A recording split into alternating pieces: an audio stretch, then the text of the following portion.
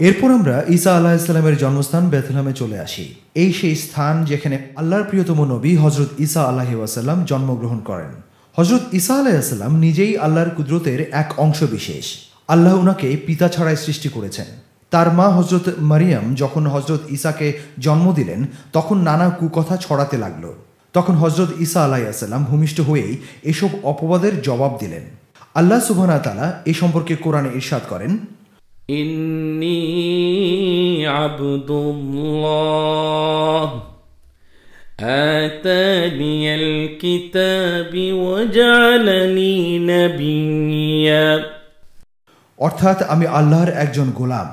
আল্লাহ আমাকে তার পক্ষ থেকে কিতাব দিয়েছেন এবং নবী হিসাবে প্রেরণ করেছেন। সম্মানিত দর্শক শ্রোতা ভাই বোন, এই সেই স্থান যেখানে হজরত ঈসা আলাইহিসসালামের জন্ম হয়। হজরত ঈসা আলাইহিসসালামের যুগে চিকিৎসা বিজ্ঞানের চরম উন্নতি সাধিত হয়েছিল। তাই আল্লাহ সুবহানাহু ওয়া তাআলা হজরত ঈসাকে চিকিৎসা বিষয়ক মুআজিজা দান করেছিলেন।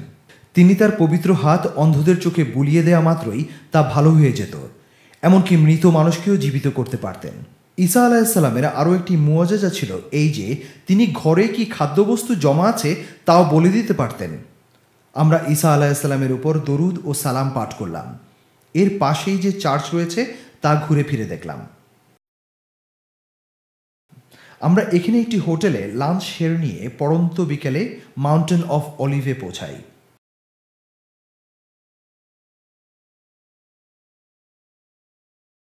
এখানে প্রখ্যাত সার্ভিস সালমান ফার্সি রাদিয়াল্লাহু তাআলা আনহু, তাপসী রাবেয়া বসরি রাহমাতুল্লাহ আলাইহির কবর রয়েছে। সত্য সন্ধানী সালমান ফার্সির পরামর্শেই হুজুর সাল্লাল্লাহু আলাইহি ওয়াসাল্লামের খন্দকের যুদ্ধে মদিনার চতুর্পাশে খাল খনন করে মদিনাকে অমুসলিমদের আক্রমণ থেকে রক্ষা করেছিলেন। আমরা সালমান ফার্সির কবরের পাশে গিয়ে তাকে সালাম জানালাম। এখানে আমরা কিছুক্ষণ কাটালাম এবং যতক্ষণ ছিলাম ততক্ষণই মনে হচ্ছিল আমরা যেন আমাদের ইতিহাসকে ছুঁয়ে ছুঁয়ে দেখছি, আমরা যেন ইতিহাসকে স্পর্শ করছি। কাছে ছিল হজরত রাবেয়া বসরি রাহমাতুল্লাহ আলাইহির মাকাম। আমরা এখানে গিয়েও সালাম ও দোয়া করে পুনরায় জেরুজালেম মসজিদে আকসায় চলে আসি। তখন সন্ধ্যা হয়ে গেছে। আমরা মসজিদে আকসায় এসে মাগরিবের নামাজ আদায় করি। কেউ কেউ আবার নফল ইবাদতেও মশগুল হয়ে যান। মসজিদে আকসার ইমাম ও খতিব শেখ আলী আব্বাসী আমাদেরকে স্বাগত জানান এবং মসজিদে আকসা সম্পর্কে অনেক অজানা তথ্য তুলে ধরেন। আমরা এক বুক কষ্ট নিয়ে হোটেলে ফিরে এলাম। পরের দিন 15ই এপ্রিল আমরা আল্লাহর প্রিয়তম নবী মুসা কারিমুল্লাহর কবরে চলে আসি। মনের মধ্যে কত কথা উঁকি দিয়ে যায়। ইনি তো সেই মুসা যিনি আল্লাহর মদদে পরম পরাক্রমশালী ফেরাউনের বিরুদ্ধে জয়লাভ করেছিলেন এবং ফেরাউন তার দলবল সৈন্য সামন্ত সহ ডুবে মারা গেল। মুসা সারাক্ষণ আল্লাহর সাথে কথা বলতেন, সেজন্য তাকে কালিমুল্লাহ বলা হয়। তাকে আল্লাহ সুবহানাহু ওয়া তাআলা একটি লাঠির জীবন্ত মুআজিজা দান করেছিলেন। ওই লাঠি মাটিতে ছাড়লেই ভয়ঙ্কর অজগর সাপ হয়ে যেত। আর শুধু যে সাপই হয়ে যেত তাই না, বরং জাদু দ্বারা যেসব সাপ বানানো হতো তাকে গিলে খেয়ে ফেলত। মহান আল্লাহ পাকের সাথে তার কথোপকথনের সুন্দর বর্ণনা কোরআনে এভাবে এসেছে, ওয়ামা তিলকা বিয়ামিনিকা ইয়া মূসা ক্বালা হিয়া আসায়া। আল্লাহ মুসাকে বললেন, হে মুসা, তোমার হাতে এটা কি? মুসা বললেন, প্রভু, এটি আমার লাঠি। এটি দ্বারা আমি আমার ছাগলের পাতা পাড়ি, এছাড়াও এটা দিয়ে আমি আমার অনেক কাজ সমাধা করি। বন্ধুর সাথে বন্ধুর কথা যেন ফুরাতে চায় না। এই সেই কবর যেখানে হজরত মুসা আলাইহিস সালাম ঘুমিয়ে আছেন। আমরা এখানে সবার জন্য দোয়া করলাম। যারা বরুণা মাদ্রাসা এবং হেফাজতে ইসলামকে সাহায্য সহযোগিতা করে যাচ্ছেন তাদের জন্য এভাবেই দোয়া করা হলো, আল্লাহ তুমি তাদের সাহায্যকারী হয়ে যাও। আল্লাহ তুমি তাদের ইহকালীন কল্যাণ ও পরকালীন মুক্তি দিয়ে দাও। হজরত মুসা আলাইহিস সালামের কবর জিয়ারত শেষে জর্ডানে অবস্থিত অভিশপ্ত বাহারে মাইয়িত অর্থাৎ ডেড সি, বাংলাতে বলা হয় মৃত সাগরে চলে আসি। এই মৃত সাগরের পিছনে রয়েছে এক করুণ কাহিনী। হজরত ইব্রাহিম আলাইহিসসালামের ভাতিজা হজরত লূত আলাইহিসসালামকে আল্লাহ নবুয়ত দান করলে তিনি মহান আল্লাহর ইচ্ছায় বর্তমান জর্ডানের পাশে সুদুম জাতির কাছে সত্যধর্ম প্রচারের উদ্দেশ্যে চলে যান। এই জাতির মধ্যে একটি খারাপ অভ্যাস ছিল, তারা ছিল পুরুষের সাথে ব্যভিচারে অভ্যস্ত। সুন্দর বালক দেখলেই তাদের বিকৃত রুচি মাথা চড়া দিয়ে উঠত। হজরত লূত আলাইহিস সালাম তাদেরকে এক আল্লাহর দিকে আহ্বান করে এসব বদভ্যাস ছাড়তে বললেন। তখন তারা উপহাসের মাত্রা বাড়িয়ে দিতে থাকে এবং উনাকে নিয়ে ঠাট্টা বিদ্রুপ করতে থাকে। একদা 10 জন ফেরেশতা হজরত লূত আলাইহিসসালামের ঘরে আগমন করলে লূত আলাইহিসসালামের স্ত্রী, যিনি কাফের ছিলেন, এলাকাবাসীকে সুদর্শন পুরুষদের আগমনের সংবাদ জানিয়ে তাদের সাথে ব্যভিচার করার আহ্বান জানায়।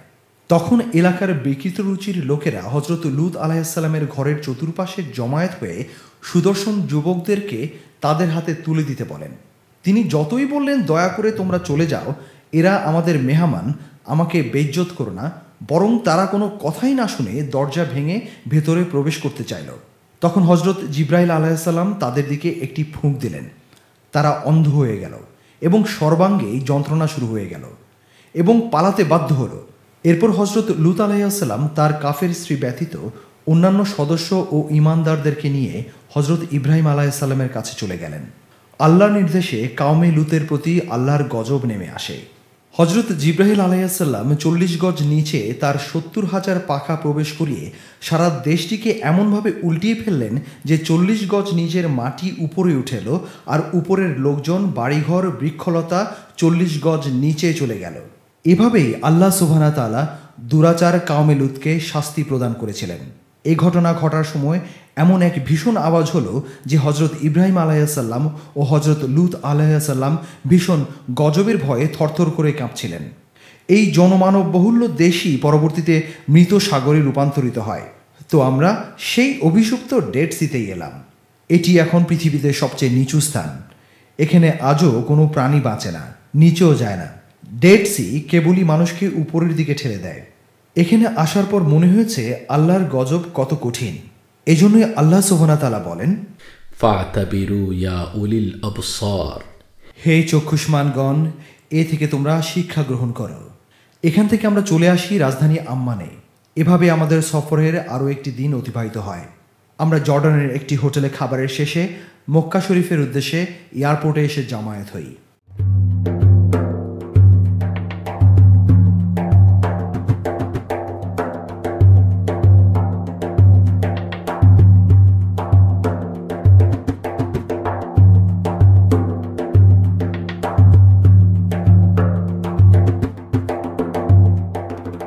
And the idea behind it is similar to a